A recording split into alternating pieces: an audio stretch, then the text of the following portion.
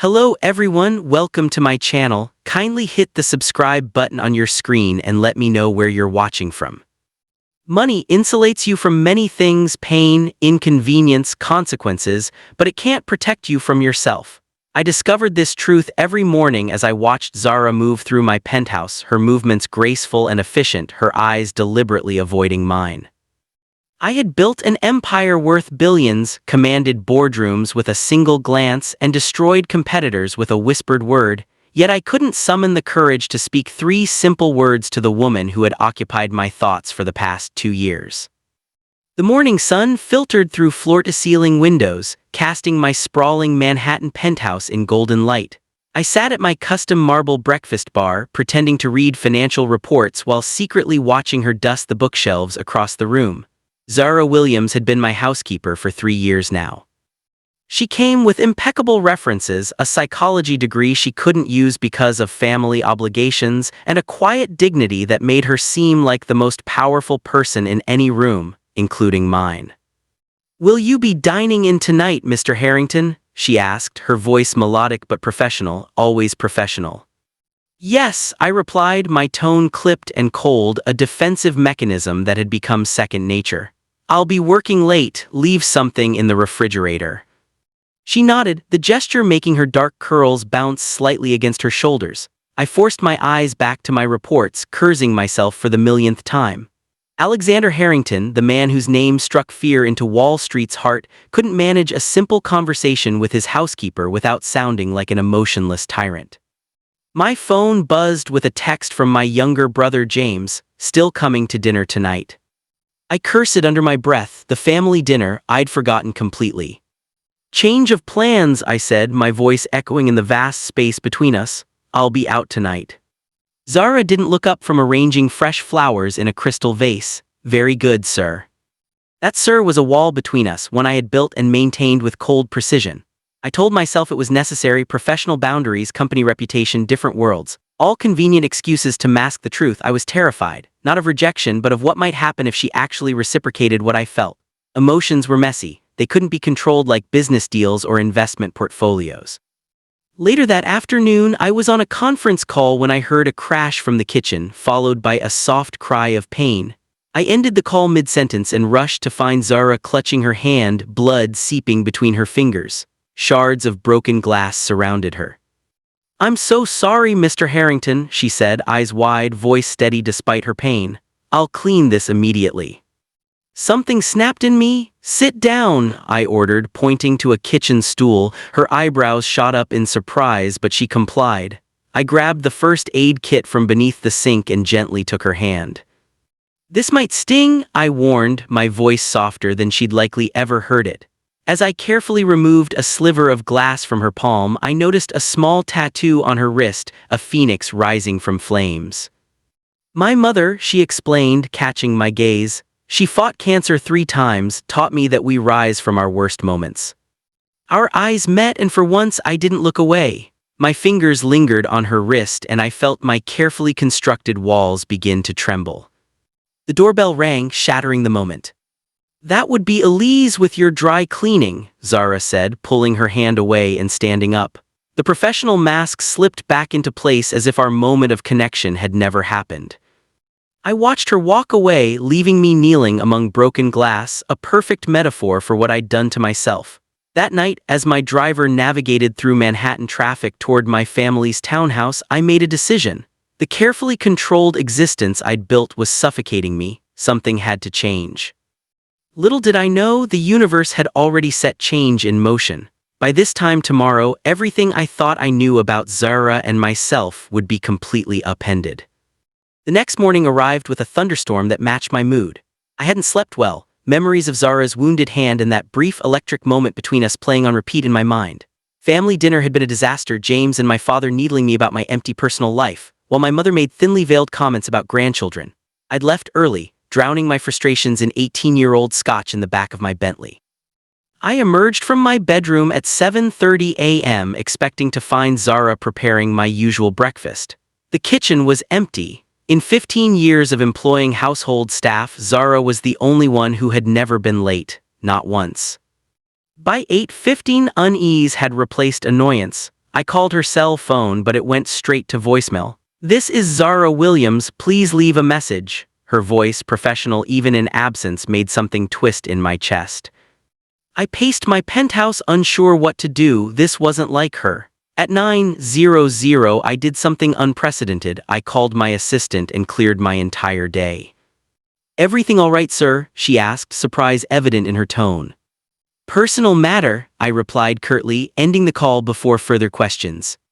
The storm intensified as my driver navigated to the address listed in Zara's employment file, a modest apartment building in Queens. I'd never been here, never imagined visiting my housekeeper's home.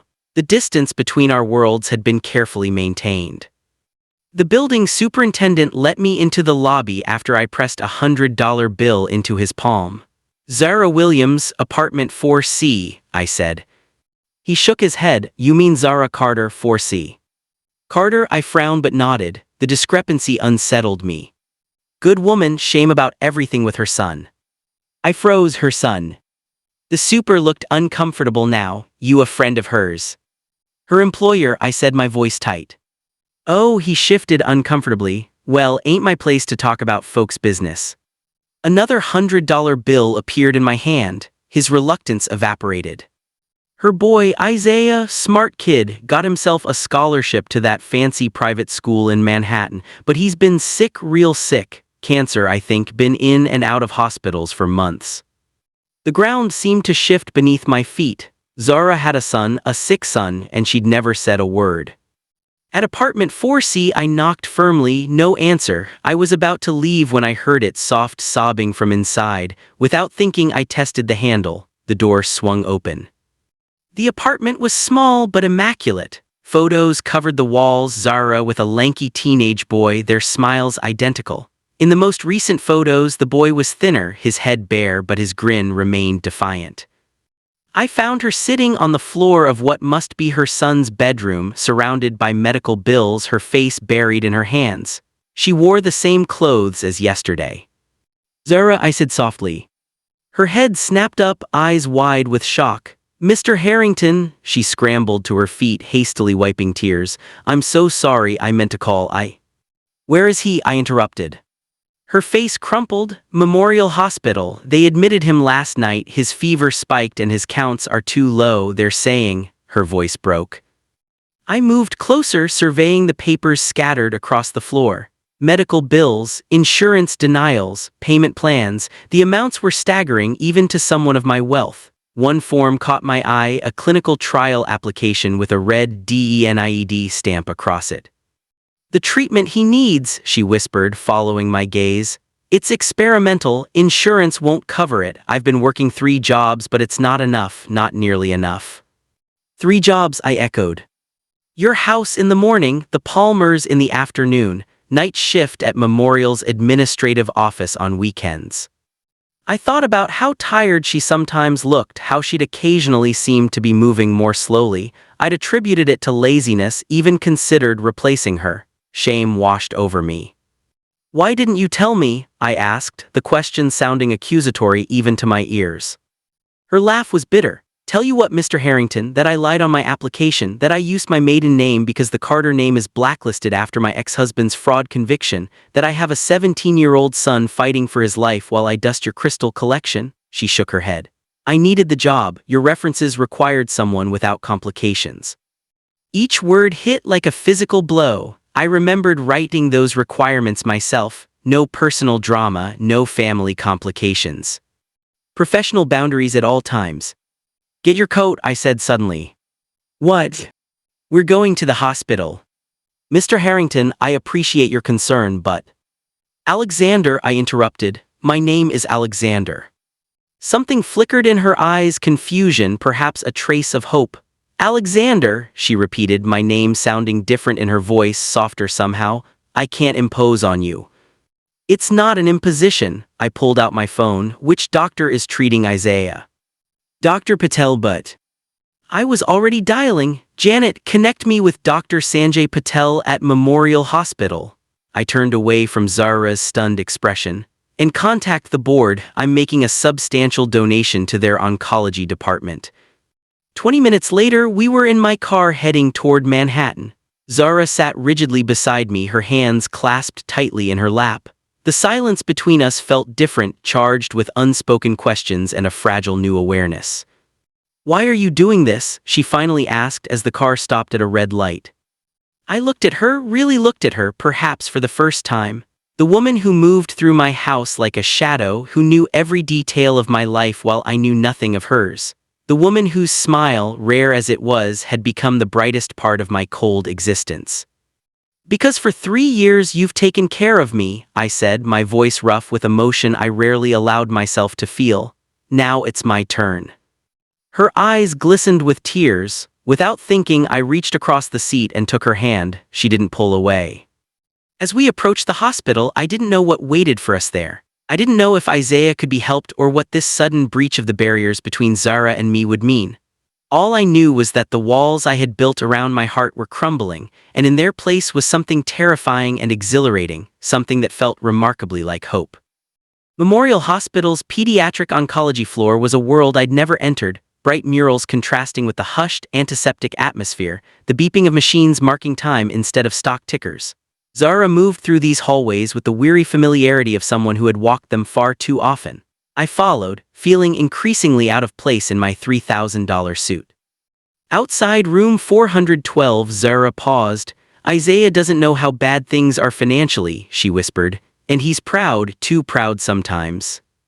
I nodded, understanding instinctively. "I'm just a friend, nothing more." The boy in the hospital bed looked both younger and older than his 17 years.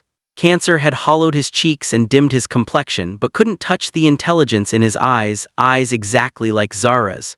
He was reading a physics textbook with the intensity I recognized from analyzing market trends. "Mom," his face lit up when he saw Zara, then his gaze shifted to me, curiosity mingling with wariness. "Who's this?" "Isaiah, this is," she hesitated.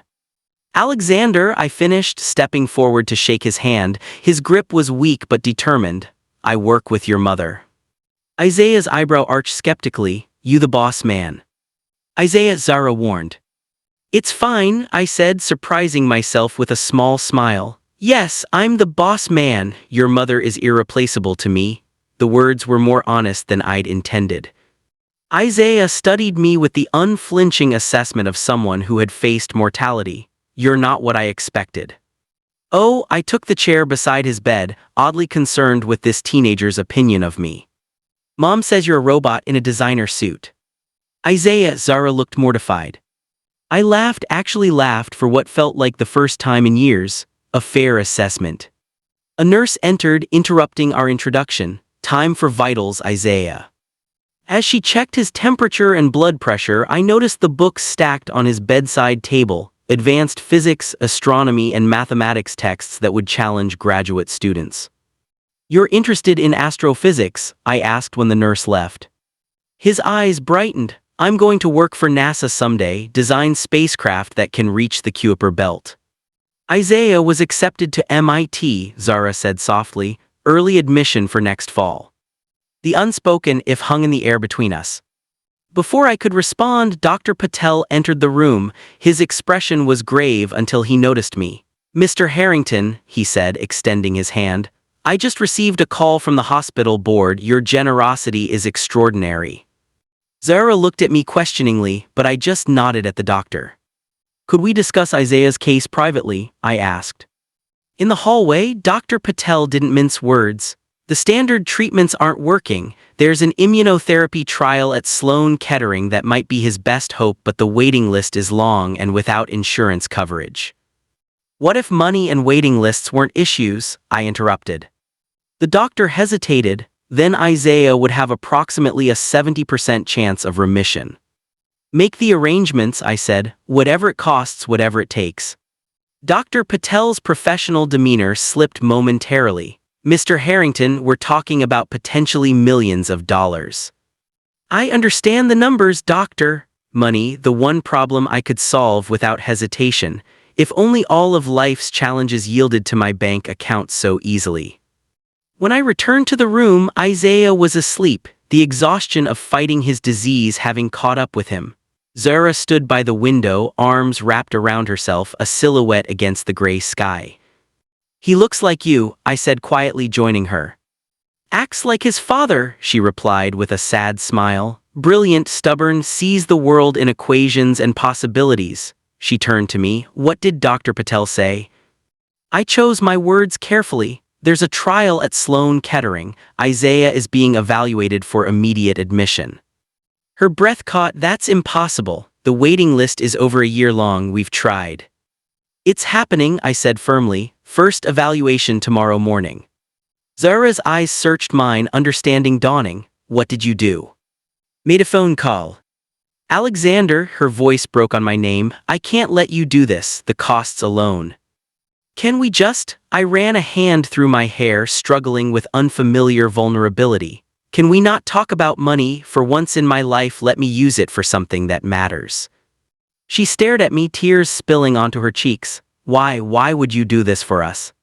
The question hung between us, demanding truth I'd never spoken aloud. Before I could answer, my phone rang, the board's emergency line. Against my better judgment, I answered. "Harrington," I barked. "Sir, Cameron Hayes is threatening to pull his support from the Singapore merger unless you meet with him personally. Today." The Singapore merger, a $2 billion deal that had consumed my life for months. Hayes was notoriously volatile, his investment crucial. "I'm handling a personal matter," I replied. "Sir, he's saying he'll take his capital to Westfield if you don't meet him at the pier in 2 hours." I looked at Zara, at Isaiah sleeping peacefully, unaware that his future hung in the balance. Two worlds colliding, the ruthless business empire I'd built and this newfound territory of human connection I was just beginning to explore. "Mr. Harrington," my assistant's voice pulled me back. "Shall I tell Mr. Hayes you're on your way?" Zara must have read the conflict in my face. "Go," she said softly, "we'll be fine." "I can send someone else," I offered, knowing it was a lie. Hayes would only deal with me. "You've already done more than enough," she smiled sadly. "This is your world calling you back, I understand." I felt something slipping away before I'd even fully grasped it. "I'll come back tonight," I promised. "Alexander," she said, stopping me at the door, "thank you for seeing us, really seeing us." The meeting with Hayes stretched from 2 hours into 4, then 6. Night had fallen by the time we finalized terms. I checked my phone to find 3 missed calls from Dr. Patel. Dread pooled in my stomach as I called back. "Mr. Harrington," his voice was tight. "Isaiah's been moved to intensive care. His condition has deteriorated rapidly." I was already heading for the door. "Is Zara with him?" "Yes, but," he hesitated, "you might want to hurry." The taxi ride to Memorial felt endless. Rain lashed against the windows as I stared at my last text from Zara, sent hours ago. "Isaiah asking for you, says he has a question about investing in space technology." I'd missed it, buried in spreadsheets and ego-stroking a billionaire who needed constant reassurance. The familiar cold self-loathing washed over me, but beneath it was something new: fear, not for a deal falling through or money lost, but for the pain of the woman I couldn't stop thinking about and a boy I'd just met but already cared for deeply. When I finally reached the ICU floor, I found Zara crumpled in a chair outside Isaiah's room, her eyes red-rimmed and vacant. The moment she saw me, something in her expression changed, hardened. "Zara," I began, moving toward her. She stood, backing away. "They're losing him," she whispered, and I was alone again. The accusation in those simple words cut deeper than any business rival's attack ever had. In the most important meeting of her life, I had chosen the familiar comfort of my billions over standing beside her. As doctors rushed into Isaiah's room responding to suddenly blaring alarms, I realized with crystal clarity that all my wealth and power meant nothing if I couldn't be the man Zara and Isaiah needed right now. The question was it already too late? The ICU waiting room became my personal purgatory, a sterile limbo where time stretched and compressed unpredictably. Doctors came and went, their faces professionally composed as they delivered updates in medical terminology that felt deliberately obscure.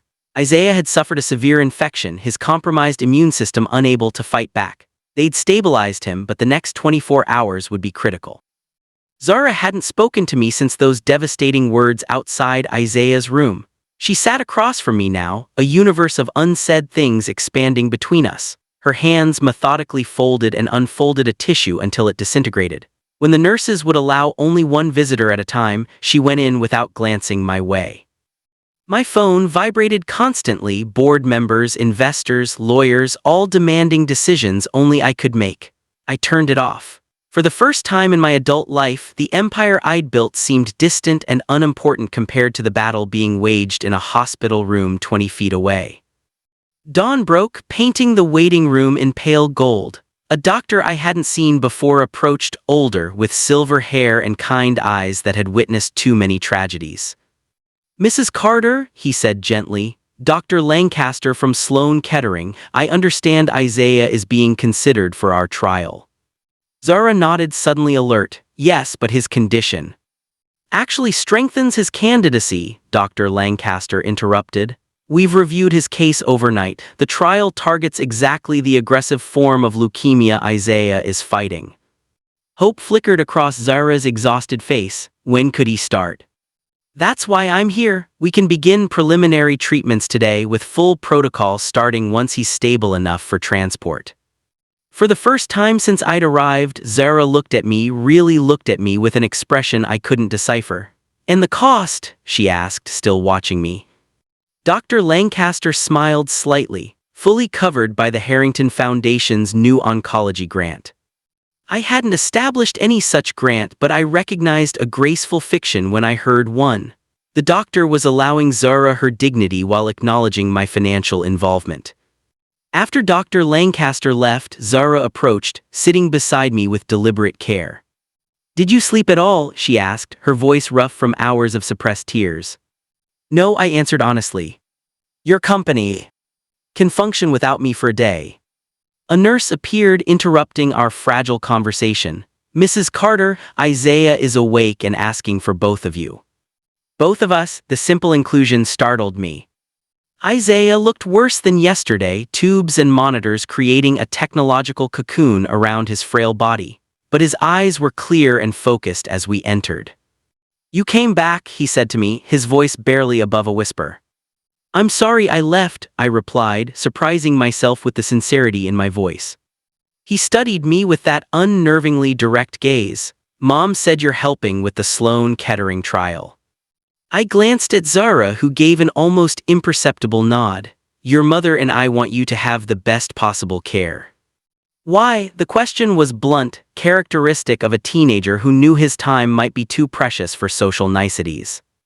Before I could formulate a diplomatic response, Zara stepped out to speak with a nurse, leaving us alone.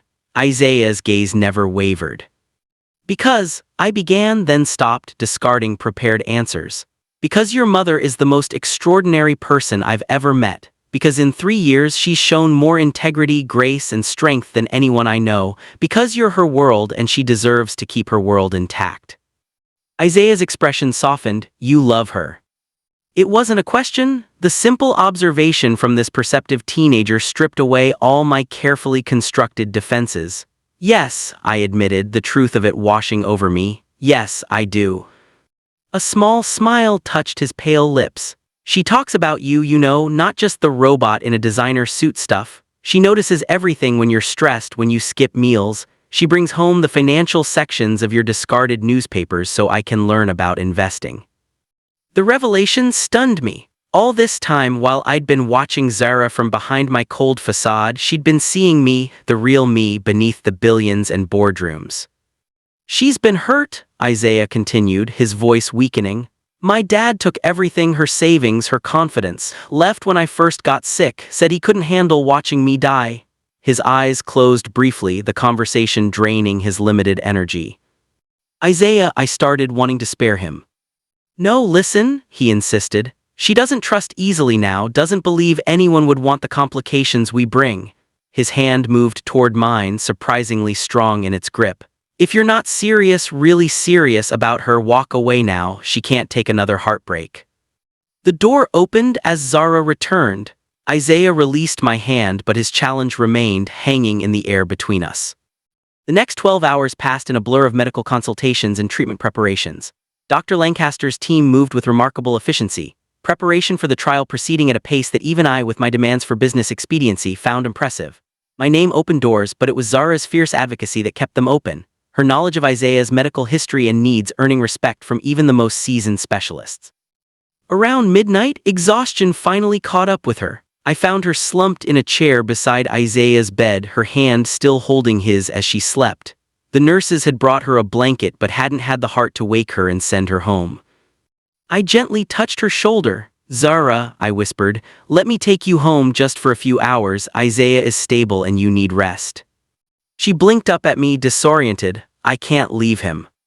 The trial transport is scheduled for 10 tomorrow morning. You need to be strong for that."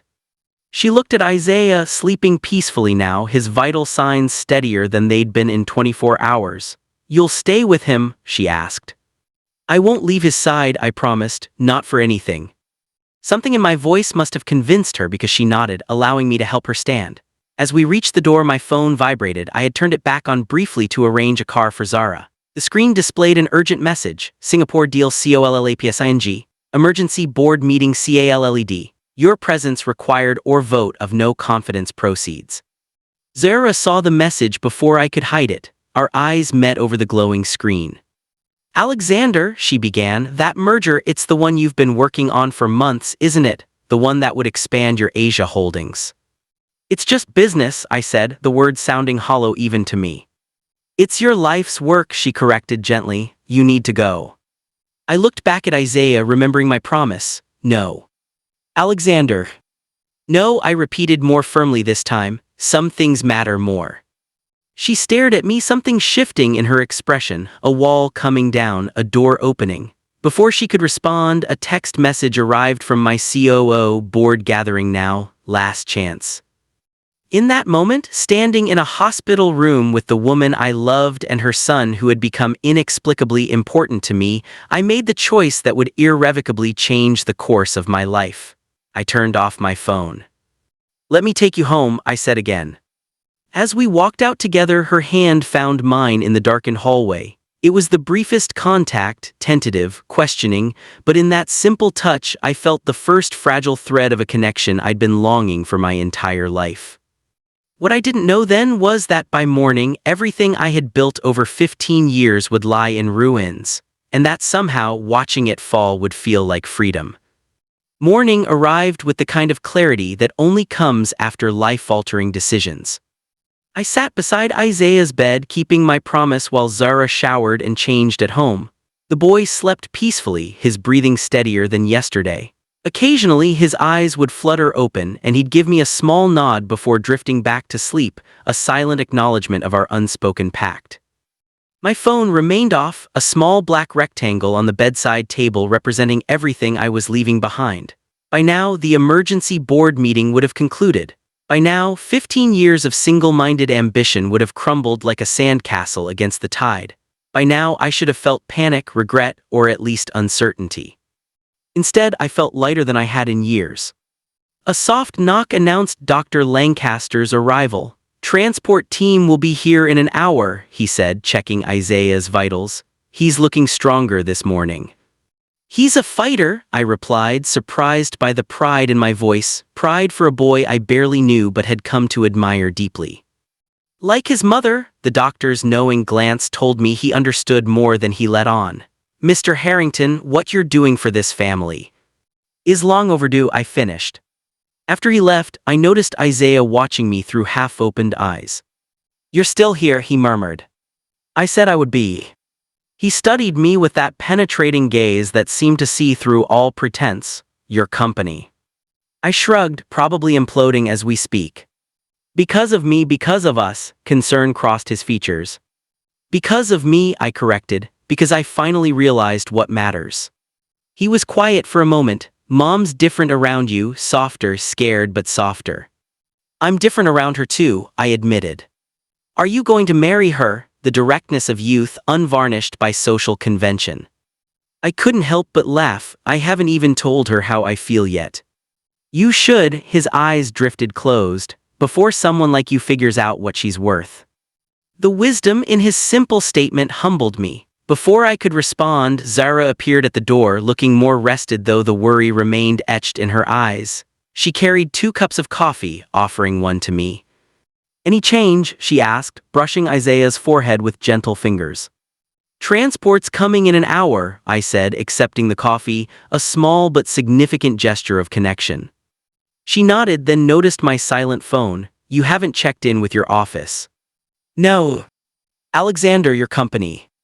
I've been thinking about that, I interrupted, setting down the untouched coffee. About what really matters. A commotion in the hallway drew our attention. Through the glass walls of Isaiah's room, I saw them, James, my brother, alongside my CFO and head legal counsel, arguing with hospital security. I'll handle this, I said, squeezing Zara's hand briefly before stepping into the hallway. James spotted me first. There you are, do you have any idea what's happening? The board voted. I know what they did, I interrupted calmly, or what they're trying to do. My CFO stepped forward, his expression a mixture of confusion and frustration. Alexander, we've been trying to reach you for 12 hours. The Singapore merger is collapsing. Hayes pulled out when you missed the follow-up. The board has called a vote of no confidence. And, I asked, feeling strangely detached from the crisis that would have consumed me days earlier. All 3 men stared at me as if I'd grown a second head. And they're going to remove you as CEO, James exclaimed. Everything you've built. We'll survive, I finished, or it won't. Either way, my decision stands.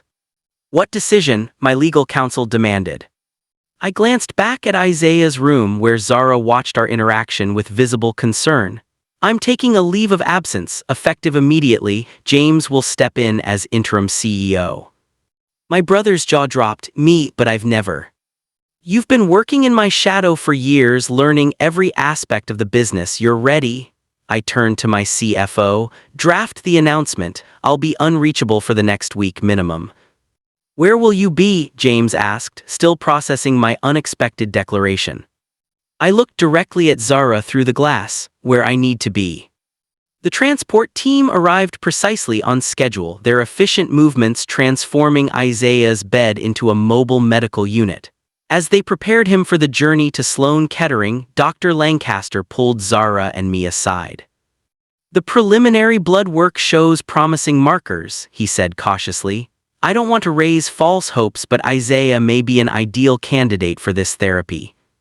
Zara gripped my hand so tightly her nails left crescent marks in my palm. What are his chances? She whispered. Better today than yesterday, the doctor replied honestly. And we'll fight to make them better tomorrow than today. As Isaiah was wheeled toward the elevator, he motioned me closer. Don't mess this up, he whispered, glancing meaningfully at his mother. I smiled. I won't. The next 5 days passed in a blur of hospital rooms, medical consultations, and cautious optimism as Isaiah's body began responding to the experimental treatment. Zara and I fell into a rhythm, sharing coffee and quiet conversations in hospital corridors, taking turns sitting with Isaiah, supporting each other without questions or expectations. On the 6th night, with Isaiah sleeping peacefully after a particularly promising round of tests, I convinced Zara to have dinner with me in the small courtyard garden of the hospital. The food was from the cafeteria, but I'd found a quiet table surrounded by flowering plants, small battery-operated candles creating pools of golden light. Almost romantic, she observed with a tired smile.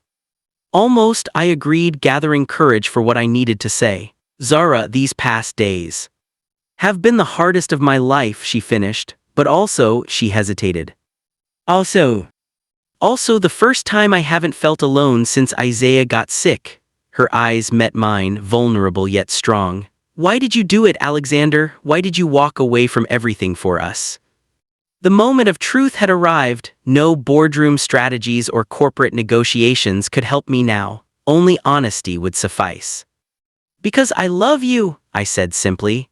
I've loved you for 2 years, watching you move through my life, afraid to reach for what mattered most, afraid of complicating my carefully controlled existence with something as messy and unpredictable as love. Tears gathered in her eyes. I'm a package deal, she whispered. Isaiah and all his complications come with me. I wouldn't have it any other way. I reached across the table, taking her hands in mine. I want it all, the complications, the challenges, the middle-of-the-night hospital visits. I want to be the man who stands beside you through everything if you'll let me. She studied my face, searching for any sign of hesitation. Your company will survive without me for a while, and if it doesn't, I shrugged, then I'll build something new, something that makes room for what truly matters. I've been afraid to hope, she admitted, afraid to believe this could be real. It's real, I promised. I'm not going anywhere. As if to underscore my words, my phone buzzed with a text from Isaiah. Did you ask her yet? The boy had somehow programmed his number into my phone when I wasn't looking. I showed Zara the message, and her laughter, the first genuine laughter I'd heard from her, rang through the garden like music. He's incorrigible, she said fondly. He's perfect, I countered, like his mother. 3 months later, as spring bloomed across the city, I stood in Central Park watching Isaiah throw a frisbee, his strength returning more each day. The experimental treatment had pushed his cancer into remission, though the road ahead remained long and uncertain. But uncertainty no longer terrified me. Zara joined me on the bench, her hand finding mine with the easy familiarity we'd developed. She no longer worked as my housekeeper. Instead, she was finishing her psychology degree with plans to counsel families facing pediatric cancer. Isaiah got another letter from MIT today, she said. They're holding his spot for next fall, contingent on his health. He'll be ready, I said with confidence. She leaned against my shoulder, her warmth a constant reminder of how drastically my life had changed in just a few months. My brother was thriving as CEO, implementing changes I'd been too rigid to consider. The company's stock had initially plummeted after my departure but had rebounded stronger than before. I was still on the board but focused primarily on the new foundation I'd established for pediatric cancer research. Any regrets? Zara asked, as she sometimes did when contemplative. I looked at her, this extraordinary woman who had transformed my cold existence with her warmth, courage, and love, at Isaiah, whose fighting spirit inspired me daily, at the simple gold band on Zara's finger matched by one on my own. Only that I wasted so much time being afraid, I answered honestly. She smiled, the smile that had always been my undoing. We have time now, she whispered, all the time in the world. As Isaiah jogged back to us, his face flushed with healthy exertion, I realized the truth of what I'd discovered in that hospital room months ago. All my wealth and power had been meaningless until I found the courage to reach for what truly mattered, not possessions or positions, but people, family, love.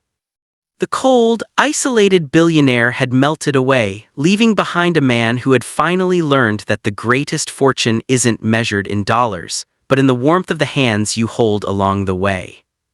Thank you for following Alexander, Zara, and Isaiah's journey to its emotional conclusion. If this story touched your heart, please hit the subscribe button so you don't miss my next emotional tale. What was your favorite moment between Alexander and Zara? Did you predict Isaiah's recovery? Share your thoughts and feelings in the comments below. I read and treasure every single one.